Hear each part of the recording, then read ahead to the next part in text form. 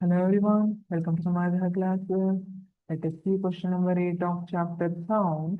Music concert halls should have one of the following properties. ಈಗ auditorium ಇರುತ್ತೆ, music concert halls ಏನಿರುತ್ತೆ ಅದರಲ್ಲಿ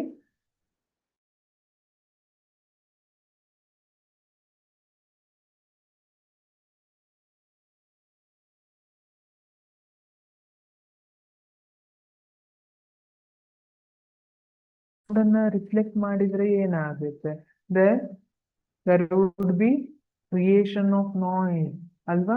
noise creation ಆಗುತ್ತೆ, ಗದ್ದಲ ಆಗುತ್ತೆ. ಯಾಕೆ?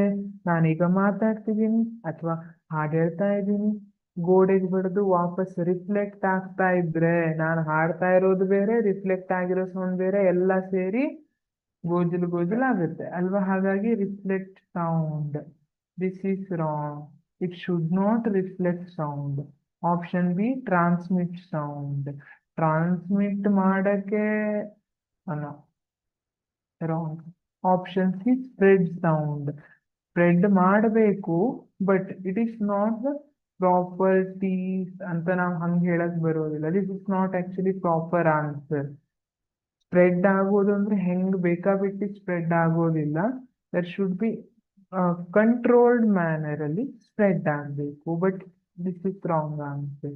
Option D absorb sound. S, ಏನ್ ಮಾಡಬೇಕು? Music concert halls should absorb sound. Sound ಅನ್ನ ಅಬ್ಸಾರ್ಬ್ ಮಾಡ್ಕೋಬೇಕು, ರಿಫ್ಲೆಕ್ಟ್ ಮಾಡಬಾರ್ದು.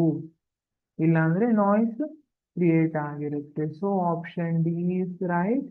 They should absorb sound. ಹಾಗಾಗಿ ಪರ್ಟಿಕ್ಯುಲರ್ ಮಟೀರಿಯಲ್ ಇಂದನೇ ಅದನ್ನ ಮಾಡಿರ್ತಾರೆ. Thank you.